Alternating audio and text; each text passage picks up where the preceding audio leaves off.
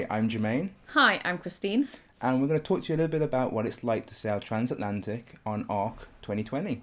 Our boat Escapado is in the Ark this year, and we are obviously here in London, backseat sailing, waiting for the next update on the tracker, and then looking at the weather and hoping that they go in the right direction and don't try something funky.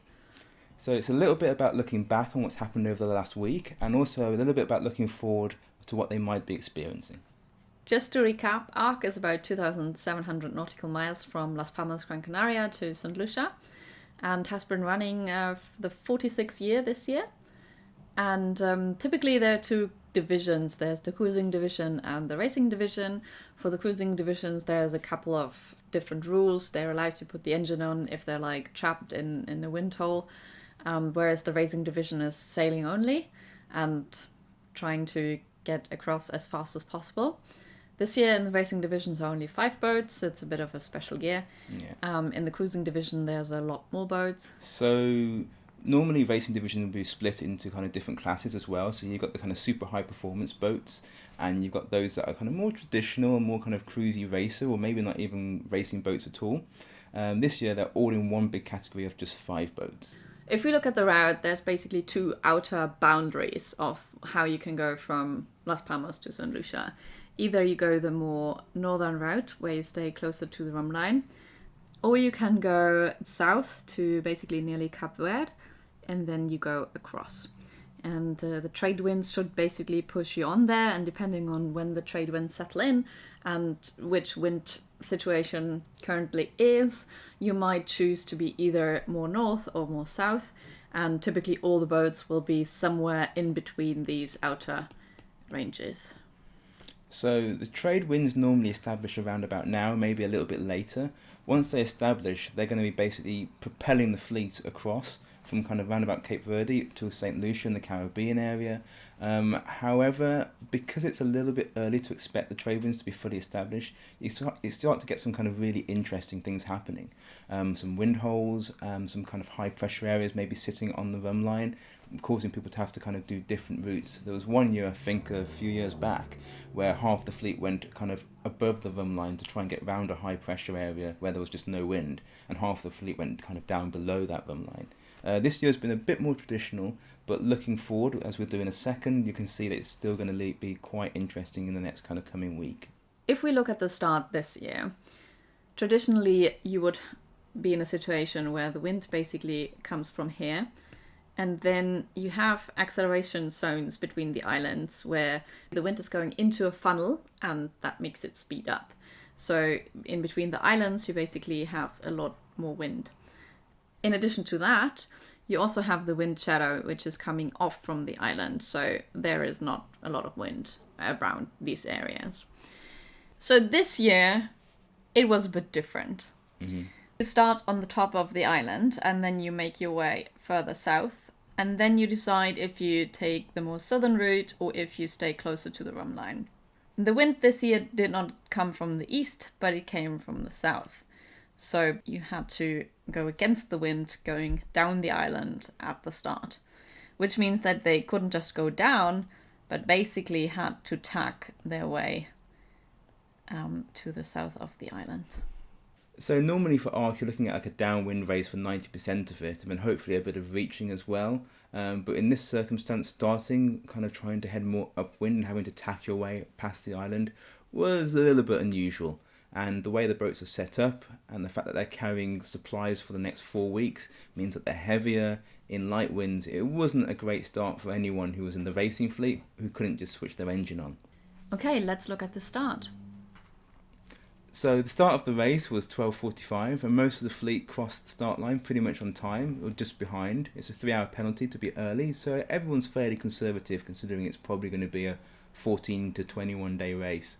We can see here on the screen, the fleets start making their way down the island, and straight away you can see the difference between those boats that are 40 foot and racer cruisers compared to those boats that are 50 to 60 feet and designed for pure racing. The Kid is a JP54, which is a boat in a league of its own. Cassiopeia at 68 feet. sailed by a Hungarian team. I think mainly carbon sails, also a very high performance boat. And Songbird of London's more of a cruiser. And we can see here she has an issue with a Genoa, which they try and repair as they go, but unfortunately they weren't able to, so they end up having to return back to the start. But thankfully we see them come back onto the course shortly afterwards. So if you look at the route of the different boats here, you can see the tacking pattern where they were trying to conquer the southeasterly winds. And also you have Rainmaker and Escapado here on top of each other. These boats are roughly the same size. Yeah. So they basically are kind of like in line with what they can do given the winds. So you can see at this point Songbird's heading back, and Escapado and Rainmaker are pretty much moving really slowly. I can't remember what their speed is about this point, but I think it slows right down to like 0.2 knots or something of that ilk. And I think this may be to do with us having a land breeze going against a predominant southeasterly breeze, and then kind of cancelling each other out. So we just hit a point where there's just no wind and there's not a lot they can do. Meanwhile, we see Cassiopeia and the Kid shooting off with their much bigger sail areas and their much longer hull lengths. So moving on, we can see how some of the boats decided to go a more southerly route, whereas Escapado, the strategy was to stay more on the rum line, and Rainmaker was kind of like in the middle of it. However, at some point in the race, so that is probably the first night, people decided, actually the wind is a lot better closer to the rum line. And so the boats which decided to go and take the more southerly and the more traditional route basically came back up to the rum line. If you add the cruising boats back into it, you can see that that was actually quite a familiar pattern. So a lot of people started out going towards Cape Verde, and then after a while came back up again because the winds were much favourable towards the rum line. I think back in the day you'd kind of get your weather forecast before you left, you'd create a route and then you'd kind of go for it. But every boat that's racing in ARC at the moment has to have SATCOMs as part of the safety requirements. So therefore they can be downloading weather like every few hours, and they can see, okay, this hole that we saw on the forecast before the boats left, we can now see it developing a bit more and then make a decision kind of mid-race about where we go with that. So what we then can see in the race is that Escapado is going north in parallel to the Kid and Cassiopeia. They had some issues on deck. A line got caught in a block, which they had to get out with an angle grinder. And then also the asymmetric ripped and some sewing action was required. So they were trying to figure that one out. And then they kind of like ended up a bit in the lee of the land here, which was not ideal. At this point, you can also see Songbird rejoining the race. They had finished their repairs and were basically making their way back to the rest of the racing division. Since Songbird is quite a big boat, they're quite a bit faster, so they were catching up quite quickly. So here we can see the boats are just making their way downwind. Escapado is experiencing a few issues with their spinnaker pole. Obviously they've got that rip sail, so that's having a bit of an impact on their speed. Rainmaker's sailing a cracking race. Their handicap is actually a little bit better than ours, so you would think in theory they should be a bit behind, but they're definitely keeping up and at times have better speeds than we do. We see Songbird of London is catching up the rest of the fleet, but with their handicap they really should be going a lot faster if they wanted to be winning the race. We see Cassiopeia and the Kid are just shooting off there. The Kid does really well in terms of speeds, but that's to be expected with Jean-Pierre as their skipper, who's an ex-Vendée Globe racer on his own boat that he effectively helped design. So it's not surprising to see him doing so well there. And at this point it's about settling into routines and just trying to make the boat go as fast as possible whilst also maintaining the boat and saving it. You don't want to completely go for it and end up destroying sails that you're going to need later on in the race. You can see Escapado's trying a few different things. They're trying to head at different angles. They're also experiencing some massive wind shifts of up to I think about 70-80 degrees, so they're having to kind of change course to try and maintain their speed there. Also, rest is massively important as well. You can't keep pushing constantly for days and days upon end. At some point, you have to let your more experienced members rest, which therefore means that you have to then think about how you're sailing the boat. Do you have all of your canvas up, all of your sails, and you're sailing it on the edge?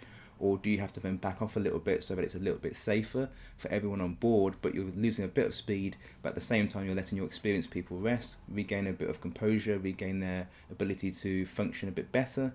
and keep everyone on board safe. Also, at this point, we're about 1 week in the race, so also the people who were probably a bit more inexperienced about sailing with spinnakers and asymmetric and Code Zero are not novices anymore, so they're getting better and better every day and making better decisions, are also a lot faster in all maneuvers, getting sails up and down. If you look at the present day, we can see that most of the fleet is benefiting from the easterly winds at around 10 to 15 knots, which is ideal spinnaker flying weather. We have a bit of more wind up here, which is going further north, so we're not too concerned about that. However, there's a hole developing over there, so it might be interesting to where this is further developing going forward.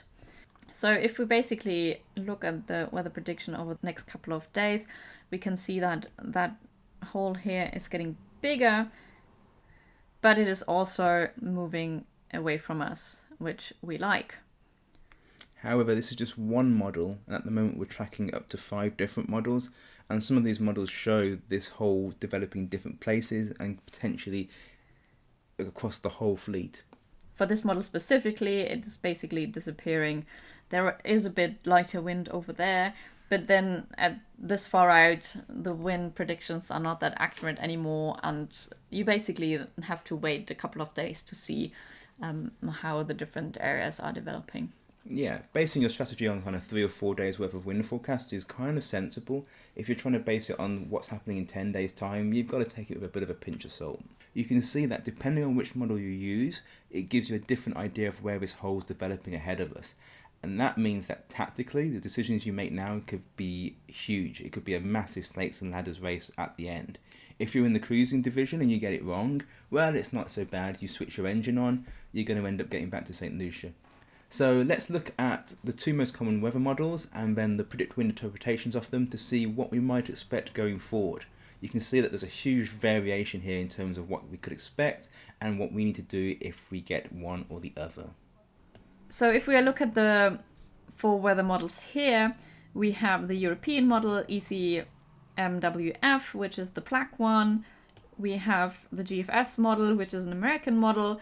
And then we have the predict wind interpretation of these models. So PWG for the American model, this is the blue line here, and PWE, the European model, that is the red line here.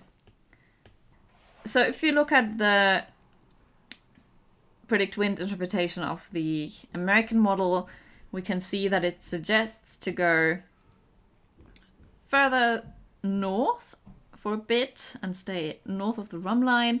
We have a hole developing here, which is basically coming towards us, so that is something to look out for. And if we go a bit faster, it's kind of dissolving though, so it's like getting smaller and it might just disappear. You can also see that the wind where the red line is showing it's quite a lot more intense than, say, for instance, lower down where the green line is.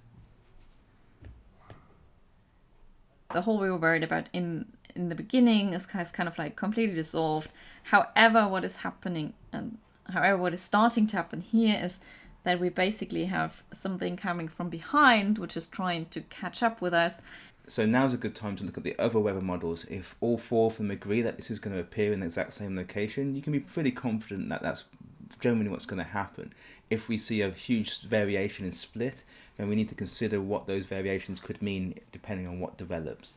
So now we're looking at the predict wind interpretation of the European model, which is basically the red line here. And we can see that the wind forecast is quite a bit different. If you remember, in the American model, we had a hole developing here. However, in the European model, we have a hole already here. What this line does, it's trying to avoid this hole here, which is further expanding. And that is basically why we are going over and above and then down to St. Lucia. If we move a couple of days forward, we can see that it's getting even bigger. And it's going to be actually really hard to find a route through this to avoid the bit of low wind. So you can imagine at this point that if you're the rest of the fleet who are further south, you're pretty much stuck. You're going to get stuck in a wind hole no matter what you do, unless you're going, hundreds and hundreds of miles further south to avoid this. Whereas if you're already pretty northern already, you can just go a little bit further north and try and get over the top of this system. So what happens next is basically that over the next couple of days, it seems to be dissolving a bit and being compressed by this wind over here, which is a lot faster and a lot better. It's a bit high. It's probably more about 20-25 knots. Mm-hmm. So flying spinnakers in that kind of wind is not impossible, but a bit challenging. Yeah, as an amateur, you wouldn't want to necessarily be flying a spinnaker in that wind, and if you were, you'd want to be flying a slightly smaller spinnaker. I mean, if the PWE model actually comes true, it's going to be a really challenging race for a lot of people towards the finish there. If the ECMWF model is correct, the European model, then it's going to be basically a lot of people in very similar conditions, so it's going to be who can outsail the other person. So I'd say that's really interesting, and if I was out there at the moment skippering a boat, I wouldn't necessarily know which way to go. I think the best course of action for anyone out there would be to just give it some time and see if these forecasts start to agree with one another, and if they get a little bit closer to the time, and if we see something that kind of correlates. Yeah, and the interesting part is as well, if you look at the predicted wind interpretation, it basically tells you to go a lot further north and then down again, whereas the European model itself says you should stay a lot closer to the rum line. What that basically means is if you have to go up and then down and go around this wind hole developing, you're adding a lot more miles to your overall mileage, which takes you a lot longer. So if we look at the American model, we can see that there's quite a lot of low wind air around this area, stretching about all the other roads. So that might be something to look out to. But then if we actually go further forward, we can see that it is kind of like getting smaller and dissolving. So that is not really an area of concern for us, because when we get there, it is kind of gone. However, you still have like some patchy areas around here, which are kind of like on and off during like a few hours and days, and that is probably also the reason why it suggests you to go further north. Yeah, you wouldn't want to be on the rum line then, seeing that ahead of you. That's going to be a really, really hard passage to finish the race. And also, as we can see here, it's getting quite a bit bigger, so it would not be very prudent to go through here. But then, as per the usual, we are already in about a week's time, so the weather forecast at that point is not very reliable. Having said that, if we look at all four routes altogether, it's quite a difference in where they suggest us to go. So either we could go quite a bit further north of the rum line and then make our way south again, or we could take the American route or the American suggested route where you are going further south. So at the moment, it's kind of like a bit of an unknown where to go next and what to do next. So it's more a case of making the best out of it, taking speed out of the wind we are currently having where we are, and then observing over the next couple of days, what is the wind doing, where is it going strong, are some of the weather systems dissolving, or are there new weather systems growing? Yeah, I mean, you've got conflicting data at the moment, so all you can do is keep observing it every kind of 12 hours when the new models come out, and just see if any of them are starting to agree with one another, or if anything changes, or you can kind of take a best guess at it. You might be able to say, okay, well, if we believe these two models and we take this route, we could win big, but we could also lose big. Or you might say, hey, if these two models are wrong and we take this path anyway, we're not going to lose big, we're not going to gain big, but we're going to remain in the race no matter what develops. So it's a strategy and it's a tactical thing, and it's what makes this kind of interesting. Okay, so we've got a few questions. The first one is, I know what spinnakers are, but what's the lazy guy, and what's the problem with the pole that we're currently experiencing on Escapado? If we look at the spinnaker setup, we have the spinnaker flying here in front on this picture. We have the two sheets coming off, the active sheet being on this side, and we have the pole going out on this side. If you look at the guy here, that is the active guy, And the guy basically rotates the spinnaker pole around the mast so that you can find the right angle to the wind and your direction. Okay, let's have a look at the front of the spinnaker pole and what this issue is. So you can see here we've got the jaws. This is a spring-loaded pin around here, which I'm just colouring in at the moment. And what that does is it can be armed and it can be pushed shut. And the problem is this spring-loaded action here seems to have failed. So this pin is opening up and it's allowing the guy to spring free. And once that guy does spring free, you lose the control over the spinnaker, so it's free flying. And you can do that for a little period of time. You would generally do that during a jibe, but you wouldn't necessarily want to be trying to do that or having it accidentally happen. Going on to the second part of the question, what is a lazy guy? So basically you have active sheets and you have lazy sheets, and you have also an active guy and a lazy guy. What that means is that this guy or sheet, which is lazy, is currently not used. It will be used if you jibe the spinnaker, where the back of the boat goes through the wind, and then all the lazy sheets become the active sheets. So they tried to do a spinnaker drop on Escapado, and they had a couple of issues when it was really windy. They started by taking the lazy guy and they run it into the front hatch. Then someone will be down below and they'll grab the lazy guy, and they're going to be able into a position to be able to pull that down once things start to be eased. Then the active sheet can be released, and the halyard at the top of the mast can also be released, and this is going to start to collapse the kite. At this point, pulling on the lazy guy and everyone on deck trying to grab a bit of material and pull down depowers the kite and gets it scrammed beneath decks, and this is how we generally do a douse. Okay, next question. On the tracking app, is the handicap already taken into account? When they're showing us in third place, I assume so. If you look on the leaderboards on the website, you have some different options. If you look on all boats, you can see underneath the boat name and next to the flag, there's a little number. And if you look at all boats, it's just 1.0. Because for the cruising divisions, there's no handicap. There's like a couple of different rules, and also they can use the engine. So it is not that relevant for them.